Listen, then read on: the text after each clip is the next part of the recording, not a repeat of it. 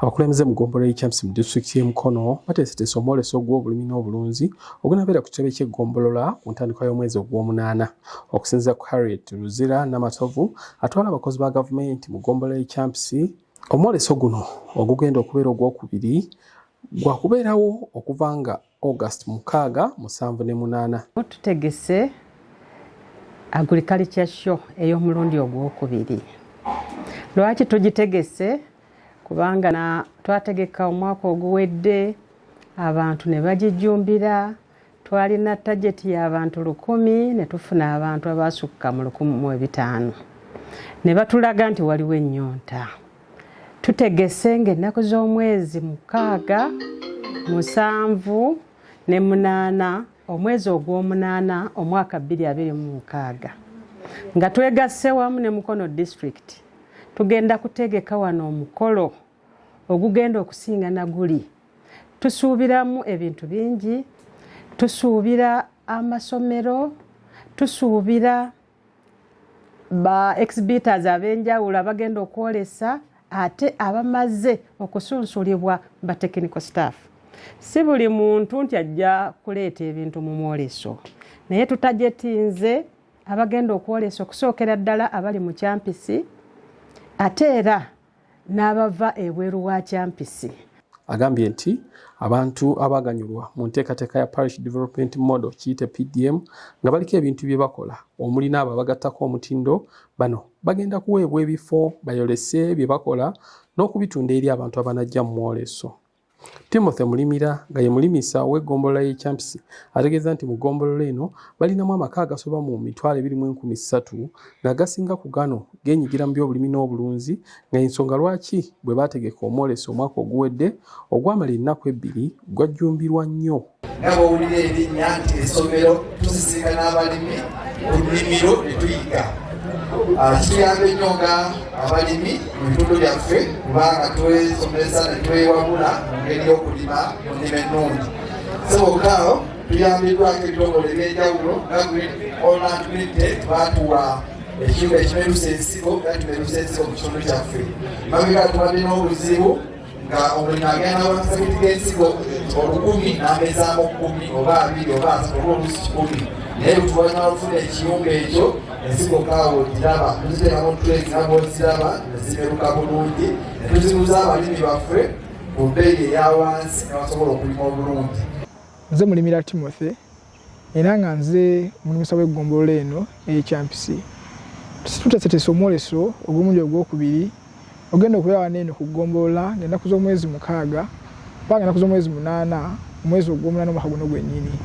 Mulimira akkaatiriza nti buli mulimi oba omulunzi kye yeetaaga agenda kukisanga mu mwoleso guno omuli n'ensigo ez'embala n'eddagala erifuuyira ebirime eriri ku mutindo, nga omwoleso gugenda kubayamba okubawonya ebikozesebwa mu kulima n'okulunda eby'ebicupuli bye baludde nga beekokkola. Mu department ey'ebyobulimi tuteeseteese ebintu bingi nga muno mulimu plant clinics oba okubayambako mu birime byammwe ebirwadde okulaba nga tubijjanjaba.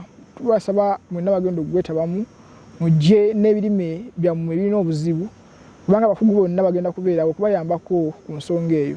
Tugenda kebera ettaka ku lunaku olwo okulaba ki ekimisinga mu ttaka lyo okulaba ng'ofuna kyeweetaaga okufunamu oba okufuna amakungula amalungi.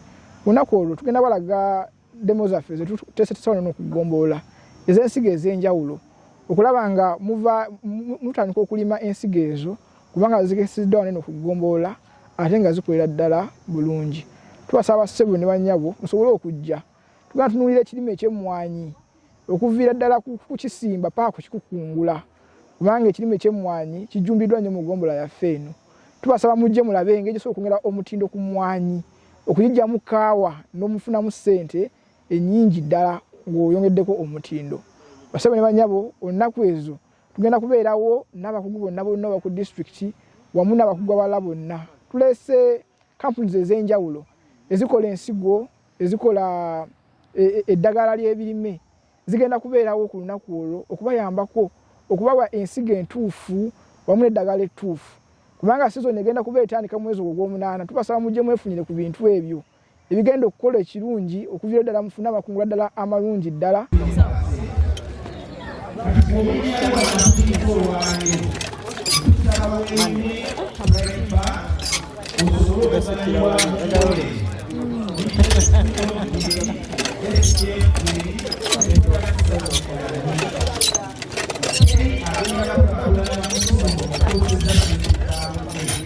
Hakim Ssenyonga nga mukozi ku ggombolola y'Ekyampisi agamba nti bakizuula nti nga bayitira mu myolesa ekika kino obwetaavu bw'abalimi n'abalunzi bujja kusobola okugonjoolwa. Harriet Nabisiga nga yakwasaganya obulunzi bw'enjuki mu ggombolola agamba nti abanajja mu mwoleso bakufuna omukisa okuyiga okulunda enjuki, okumanya bukya bwe bayinza okugatta ku mubisi gw'enjuki n'ebirala ebiva mu bulunzi bw'enjuki, omutindo, omukuli n'eddagala eriwonya endwadde ez'enjawulo n'okusingira ddala mu baana. Ssenyonga Hakim ly'erinnya lyange, ndi mukozi wano ku ggombolola Kyampisi. Omwoleso guno kyalowoozebwako oluvannyuma lw'okukizuula nti abalunzi baffe, abalimi baffe balina okusoomoozebwa okw'enjawulo nga balina obwetaavu. So ne tuvaayo na kino ekyokubeeranga n'omwoleso wano ku ggombolola y'Ekyampisi mu disitulikiti y'e Mukono okusobola okwadressinga ebizibu by'abalunzi baffe, by'abalimi baffe wano mu Kyampisi sub-county. Kyampisi sub-county tulina abalunzi b'ebisolo kugeza ng'ente, ebinyonyi, enkoko n'ebirala.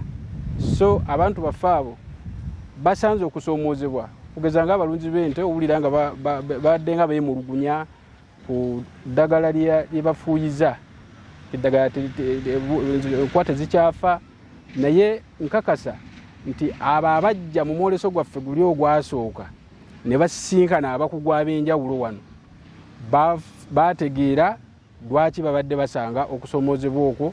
So n'olw'ensonga eyo nkoowola abantu bonna okusobola okujja mu mwoleso gwaffe guno ogwokubiri basobole okubasomesa ekisolo kiriisibwa kitya, ekisolo product evudde mu kisolo okugeza amagi oba amata gagattibwako gatya value, ofunamu otya okusinga ono yali badde atundidde wano nga tagaseeko value.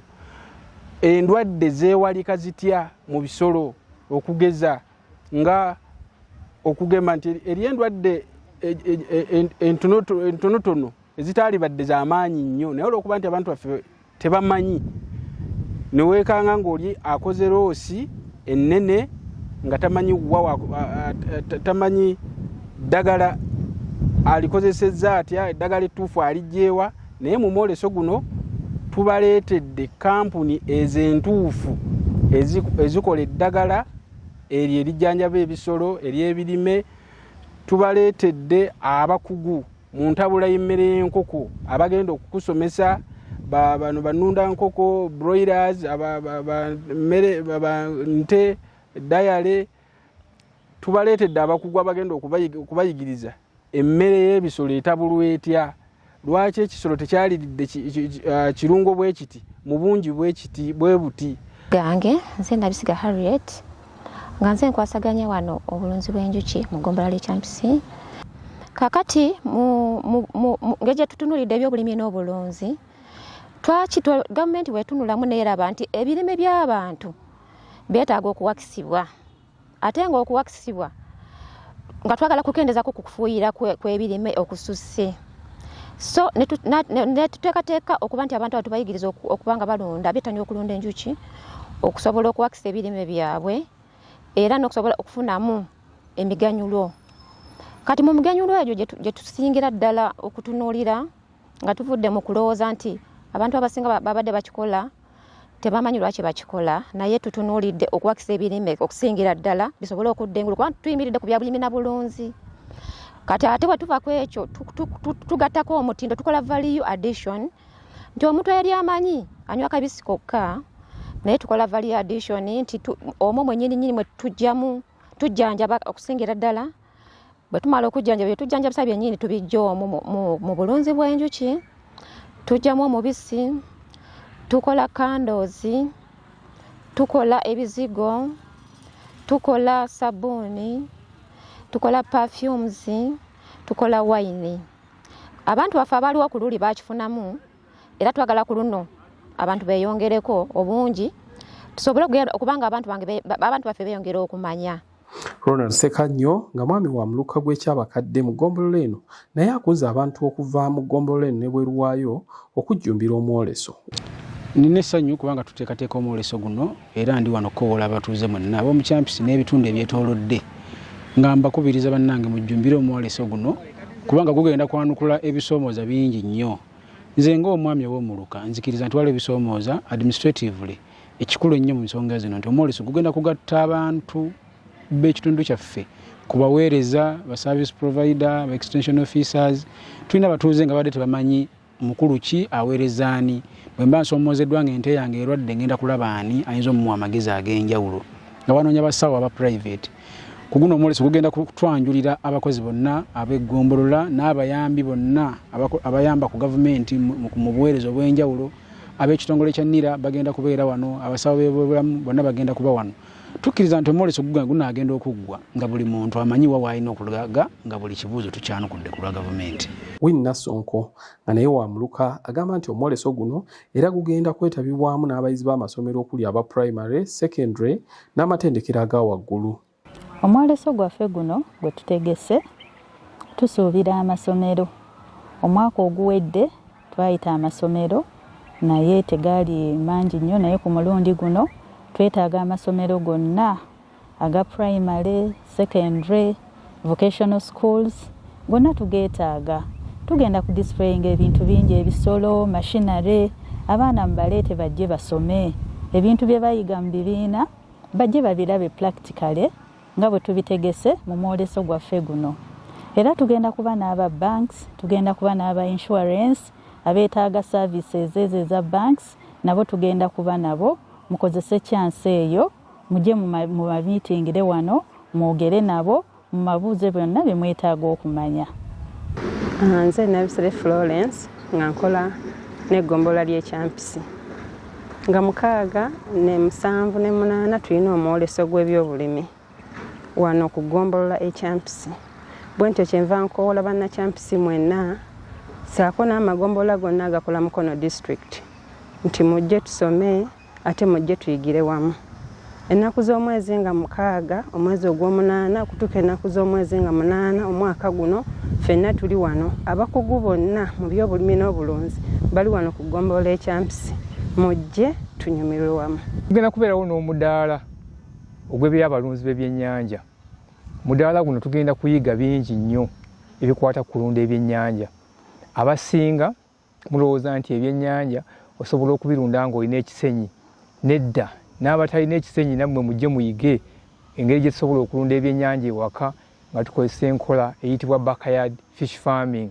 Nti ne bw'oba tolina kisenyi osobola okulundira ebyennyanja ewakaawo kasita obeera ng'olina amazzi. So tubakoola mwenna mujje mufune obukugu obw'okuyiga okulunda ebyennyanja bino. Tugenda kubeerawo n'okuyiga okugatta omutindo ku byennyanja nti abasinga bwe balunda ebyennyanja batunda ebyennyanja nga we biri ne batamanya ngeri yakwongerako omutindo okufuna akasente kawera. Tugenda kuba n'okusoma tuyige oyinza otya okwongera omutindo ku byennyanja by'obanga obirunze ne bikula mu kifo ky'okubitunda nga bibisi n'obikalirira. Oyinza otya obikalirira, osobola otya okukola sausage okuva mu byennyanja bino. Ebintu ebyo byonna bigenda kubeerawo omwoleso guno.